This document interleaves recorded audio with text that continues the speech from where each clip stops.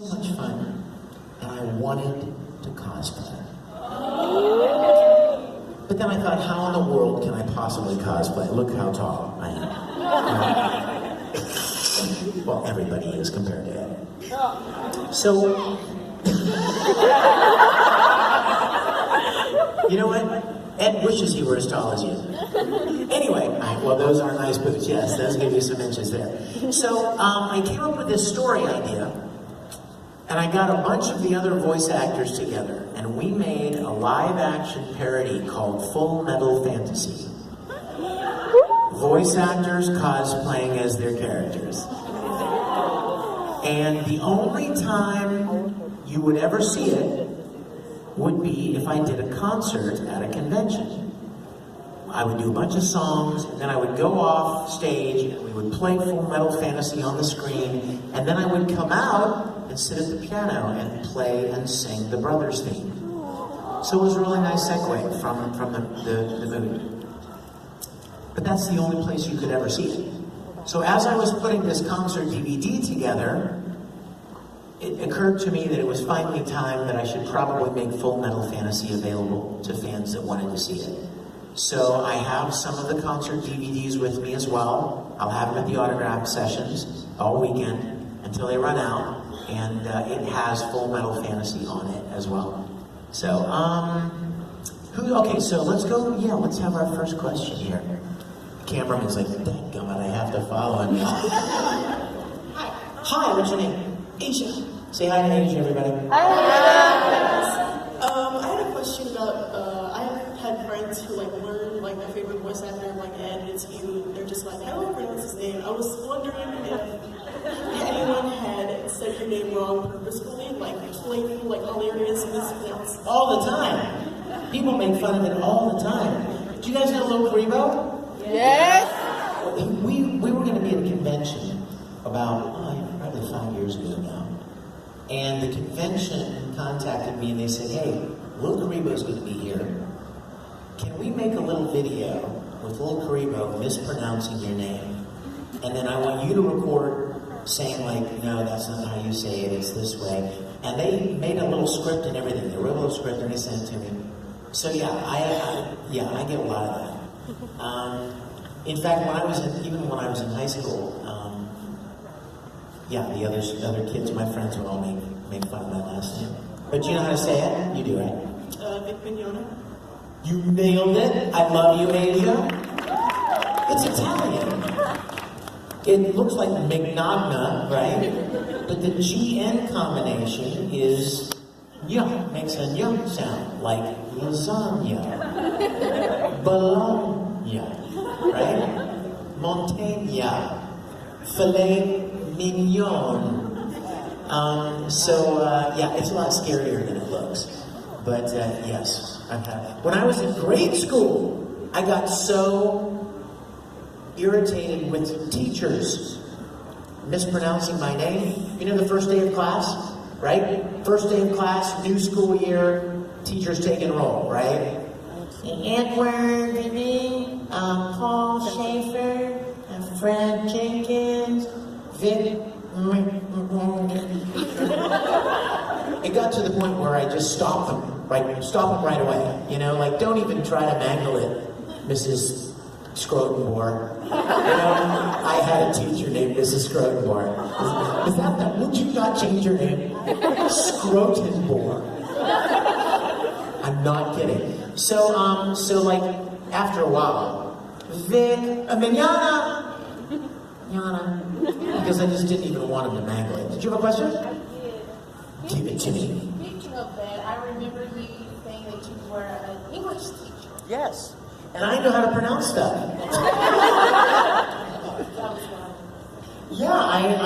My first year out of college, that's a funny story too. I was hired by a high school in Jacksonville, Florida, to teach speech and acting, drama classes. And about 2 weeks before the school year was supposed to begin, the administrator of the school called me and said, "Hey, Vic, we've got a problem. The woman that was lined up to teach 11th grade English has dropped out. Yeah. So we've gone through the SAT scores of all the new incoming teachers, and well, you have the highest SAT scores in English, so we need you to teach English. Okay. So can you imagine, like, who in here is in 11th grade? Anybody in 11th grade? Could you imagine me being your teacher? I was 23. I was 23 and I'm teaching these 11th graders. It was crazy. I mean, like, I felt like one of them, you know what I mean? Like, after school, we would go out onto the ball fields and throw the football around, and, you know, and I'd put pads on and play with the football team, and we'd go out to restaurants, and the other teachers hated me. Because I was so close to the students' age, and, like, I was, like, favorite teacher, right? Because I wasn't 60, you know, and wearing, you know, well, suit and tie thing. So, yeah, I did that for 1 year.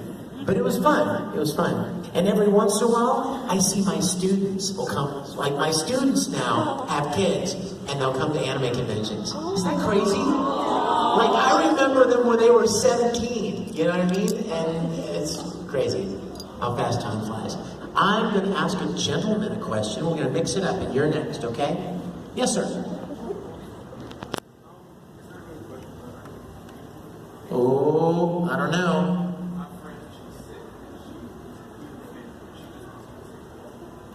Okay, what's her name? Autumn? Oh, so we're calling her? Okay, let's put it on speakers. What's your name? Hello? May I speak to Autumn, please? Oh my goodness.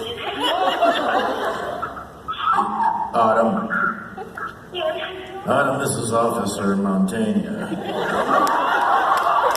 We've got your friend Evan here. He was drunk and disorderly at the anime Japanese cartoon convention. We had to arrest him, and we asked him who he wanted us to call and get him bailed out of jail, and he said, you know. Oh my goodness. So make checks payable to Vic Mignogna and get down here and bail your friend out. Oh my goodness. Hi, Autumn! Oh my god. Hi. Oh my gosh. Hi. Everybody say hi, Autumn.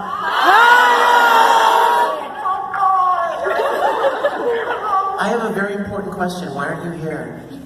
Because I'm sick right now. Oh, I'm sorry. We'll feel better. Okay.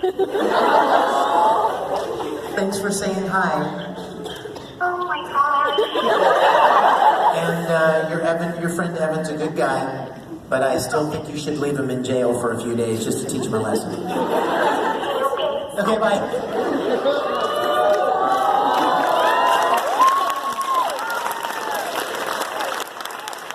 Yes. Hi, Vic. Hi. Oh my gosh, I love your jacket. You are a beautiful poor person. My favorite commoner. What's your question? I have two questions. First of all, could you sing a little bit of Junipalamos? Because I love that song. Really? Mm-hmm. And secondly, I was going to ask, I want to be a voice actor, so what tips do you have? And you're the reason I want to be a voice actor, so... Oh, thank you. What is your name? Brianna? I'm going to steal your tie. Give me that tie. It matches, doesn't it? I feel princely. Thank you. You're hired. Well, first, let me take the second question first. Because I know, in fact, there was a guy that asked me, stop me in the hall, and he's like, how do I become a voice actor? And I said, yeah, hold that thought. Come to the panel, because I'll bet there are 100 other people that would love to know the answer to that question, right? So here's my answer. There are really only two things, but they're big things. The first one is, the operative word in voice actor is actor. It's not voice. It's not, oh, I can make funny voices or I can imitate cartoon characters. That's great. But with the exception of 1 or 2 voice actors, and I know probably 100, every voice actor I know has a huge background in acting. They've been studying it, they've been practicing, they've been in school plays, they've been in community theater, they've been in church productions, they have been developing their skills as an actor for years. And I'm no different. I have been acting since, I told you, since I was 9, 10, 11 years old, and Captain Kirk and Mr. Spock made me want to go audition for school plays. And it continued from there, and I've been doing it ever since. And when I was working in Houston, Texas 20 years ago, a guy said to me, hey, you have a lot of acting experience, don't you? Notice he didn't say, you can make funny voices, can't you? No. He said, you a lot of stage theater experience, don't you? And I said, yeah. He said, you should go and audition for this place in town. They're called ADV Films, and they buy these Japanese animated shows and they dub them into English, and they're looking for actors. That's what he said. All I heard was, they're looking for actors. I was like, oh, I like acting. I didn't ask him how much they paid. I didn't ask him if it was going to make me famous. There was no reason to believe that. I just loved acting. And it was a chance to do something I loved. So in auditioning. So the first thing I would say is get as much experience as an actor as you can. The second thing is, and this is the tricky part, you have to be where that kind of work is done. I mean, that's the sad reality of anything, right? If I wanted to work in Graceland, where would I have to live? See my point? If I wanted to be a country western singer, where would I go? Nashville, country music capital of the world. If I liked rice-a-roni, where would I go? San Francisco. You know what I mean? Like, that was a joke, but the San Francisco tree. Anyway, there are places where things are done with more regularity than other places. You could be, Holly over here could be the greatest voice actress God ever made, and if she lives in Memphis, she may not get anywhere near as many, if any, opportunities to voice act as she would if she lived in Dallas, or Houston, or Los Angeles, Austin a little bit, yeah, Vancouver, maybe New York City, but there are only a handful of places where that kind of work is done. And I will tell you this, there is a difference between voiceover and voice acting. Voiceover is like commercial work, and you could do that almost anywhere. I'll bet you there are a lot of local businesses here in Memphis that advertise on the radio and television, right? And they need somebody to say, come on down to Wednesday's, you know? Lunch specials, blah, blah, blah, blah, right? If you're suffering from hemorrhoids, blah, blah, blah, right? They need people to do those commercials, the companies. And any city of any size is going to have businesses that want to advertise. So you could have opportunities in that. But that's not voice acting. That's not the same thing. The last thing I would say to you and everyone here is, you know what you need more than talent? Tenacity, a thick skin, determination. Because there are a lot of people that want to do the same thing you want to do. And if you give up easily, if you're easily discouraged, it's not for you. Almost any creative field, right? Almost any creative field, there are lots of people wanting to do that thing. Wanting to dance professionally, or write, or sing, or act. Lots of competition. And sometimes, you guys know this, you watch television, you've heard songs, sometimes the most talented people aren't even the people that get it. They're just the people that didn't take no for an answer. They're the people that just kept pushing, even though they kept getting rejected, and then finally, they got that opportunity because they refused to give up.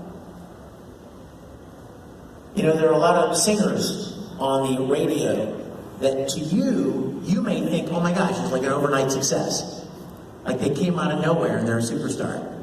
What you didn't know is they've spent the last 10 years in clubs and bars and knocking on doors and sending out demo tapes and trying to get that opportunity. It didn't happen overnight. So determination, you know, is a very, very important part of it as well. Question? Yes? I've been watching a lot of Critical Role. With Matthew Mercer. Oh, yeah. And so all my friends were kind of wondering, would you ever want to guest appear on it? Oh, I would love it. I would love it. That's a video game thing, isn't it? Yeah, it would be the shortest guest role ever. Because I don't play video games. I mean, I like them fine. I just never... You know, the last video game I ever played was Donkey Kong Jr. Oh wait, it gets worse. At a laundromat. It wasn't even a home system. It was an arcade game. Yeah, it's been a long time. It's role playing. Oh, I can roll dice. All right, I'll call Matthew Mercer and beg him to let me be on his Critical Role. You should write him. Write them emails and tell them, get Vic Mignogna, get Vic McDerp on your show. Let's see, guy, girl. Any guys? Yes. Well, I was gonna ask what your favorite movie or old nerdy thing was, but Star Trek. So, what's your favorite anime outside of stuff you performed in? I'll be honest with you. You know what? I don't know a lot of shows that I'm not in. I mean, but for obvious reasons, because I just don't have a lot of time. I don't even get to watch the shows I'm in. Okay, you want to hear something scary? I've been in over 300 anime series and video games, and I can count on my two hands the number of ones I've actually seen. Like in their entirety, start to finish. Because there's just not a lot of time, you know? I've seen Fullmetal Alchemist. I love it. Oran High School. D and Angel. Vampire Knight. There's a show years ago that I did called Generator Gall. You should look it up. It's a great show. You remember that show? I love you. There's another show. You know what? I used to be able to watch them when I started. Right? Because I wasn't doing as much, and anime wasn't as big, and I wasn't as busy. So whenever I would do a show, I would try to watch it. Full Metal Panic. There was a show that I did called Princess Nine. It was about a girls' baseball team. I loved it so much. I watched all of that, and that may be it. Just because there's not enough time. Especially if you do some character in something like, you know, Bleach, Naruto. You know, they just go on forever. I don't have time to watch all of that. In fact, you know what I used to love to watch Full Metal when it came on Cartoon Network, when it would premiere each night that a new episode would come out? You know why? Because the only stuff I ever saw was the stuff that Ed was in. Think about it. Like if the recording studio is bringing the actors in, right, to record the roles, they're not going to let you sit there and watch the whole episode. They've got to get work done. So you'll jump around, and they'll say, okay, Vic, your first line is page 13, line, loop number 113. And I'd literally just go, well, what happened on the first 13 pages? I don't know. I went straight to 13, and I read the little scene that Ed's doing, and I would record the scene, and then we go to the next scene. So I would watch it every Saturday night, I guess, when it was on, because I wanted to see what was going on in the rest of the story. And I wanted to hear how everyone else's performances were, you know? You know, if I was the first one in to record, there was no Alphonse, there was no Winry, so I was excited to hear the finished episode with Caitlin and Aaron, and, you know? Oh, you know what? We're going to take one. We ran out of time. Listen, can we make a promise? Can we make a little pinky pact? Yeah. Tomorrow. I have a panel tomorrow at 1 o'clock. You going to be there? Yeah. Yeah. I want you guys to come back tomorrow at 1 o'clock. We will continue where we left off, and we'll have one more question, and then I have to give the room up for someone else. Yes, my dear. Will you do your British accent for us? No! Absolutely not. You are evil human beings. I will not give in to your peer pressure. Okay, who has a question that is not embarrassing? You know what? I'm so sorry. Yes, go ahead. I know Eric. Let me hear your best British accent. Go. No, sir, I don't want to. That was awesome. Okay, but Better than mine. I know Eric Bale, Chris Bott do pranks on each other all the time. Do you do that to other voice actors? You mean like in the recording pranks? Yeah, there have been those. There have certainly been those. What's been your favorite one that you've done? You know, I get pranks played. Oh, okay. Anybody remember a show called Kakaishi? Yeah. It was on Cartoon Network, and it was about the kid that fought the what were they called? The Ayakashi, the spirit beings at his school, right? And I played Yoshimori, the main character, and I had this dog that floated alongside of me. His name was Madarao. And he talks like this. It was Troy Baker. And that was Madarao's voice. So, this dog, the first time I saw the dog, I'm like, oh, this is really cute. It's a dog's head, but he has no legs, it's just one big tail. And he looked like a sperm. Sorry, it's a medical term. And so I was recording, and I was supposed to say something like, do you sense anything, Madarao? Because he's flipped beside me and we're looking for Ayakashi on the school grounds. Ooh. And so I went in to record first, and I recorded, do you sense anything, sperm dog? So when Troy went in to record, I got the phone call. And it was basically, he's like, sperm dog, nice, thank you. So most people play jokes on me more than I play on them. I don't think about them as much, but I've certainly been the brunt of many of them. I love you. We're going to see you tomorrow, right? Yeah. Right? Thank you guys so much for coming.